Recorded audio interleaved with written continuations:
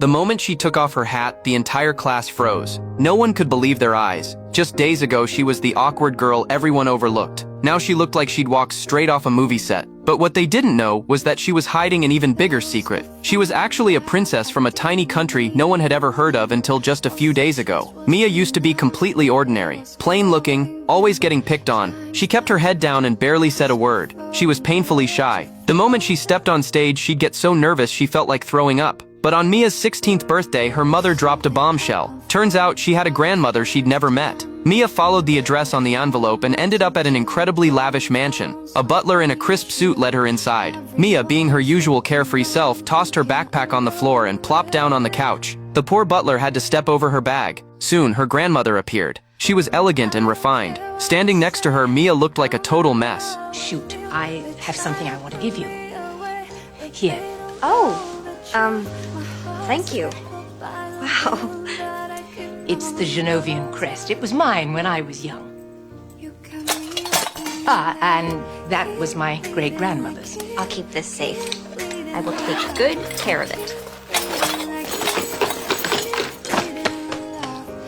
They headed out to the garden for tea. Her grandmother mentioned a name and asked if Mia had ever heard of him. Mia had absolutely no clue. Her grandmother explained that this man was the crown prince of Genovia, and also Mia's father. Her grandmother was actually the queen of Genovia, which meant Mia was a princess. Mia couldn't believe this was happening to her. She asked her grandmother why she'd been chosen. The queen explained that her bloodline made her the only heir to the throne. Mia was on the verge of tears. She could barely speak during debate class. How was she supposed to run an entire country? She insisted she couldn't possibly be a princess and ran off. Back home, Mia lashed out at her mom. Why had she kept this secret for 15 years? Why didn't she ever mention that her father was royalty? Her mom explained she did it so they could live a normal, free life, but Mia still couldn't accept it. The queen wasn't giving up though. If Mia refused the throne, Genovia would essentially cease to exist, so she showed up at Mia's house in person. When Mia came down from the attic, she found the queen having tea with her mom. They tried to convince her together, but Mia still wouldn't budge. Her mom suggested a compromise. Before the Genovian Independence Day ball,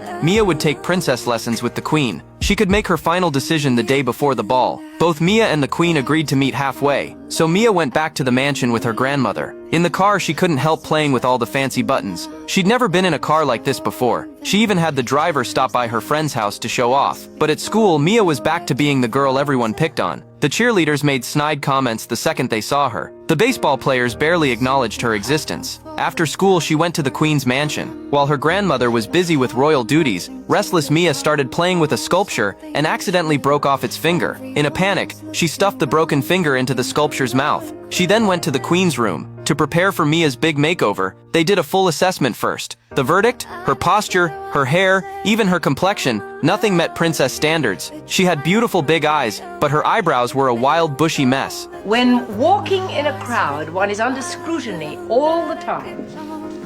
So we don't slump like this. We drop the shoulders, we think tall, we tuck under, and we transfer the weight from one foot to...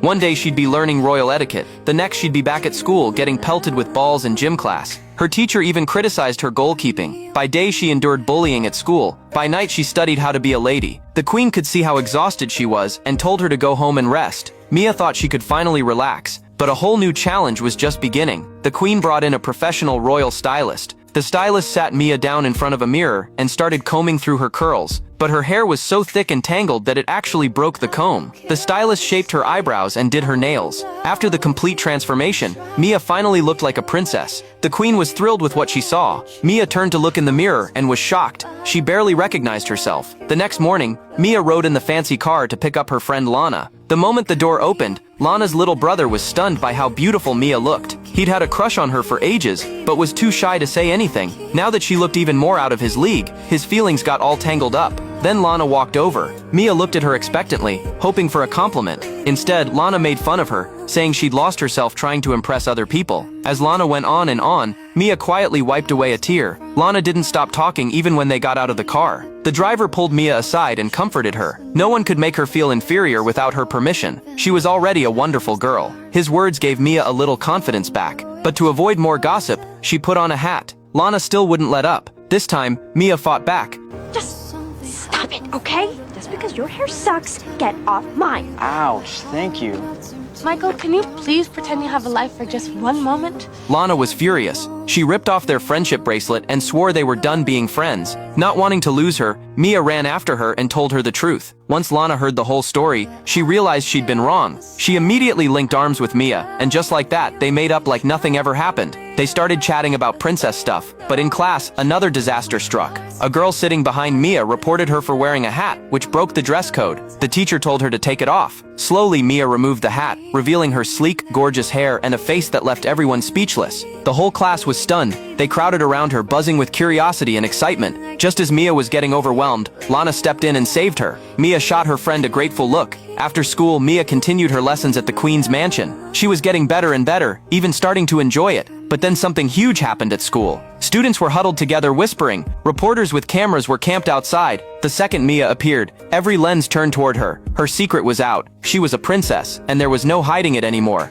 Everybody wanna say, これ私の才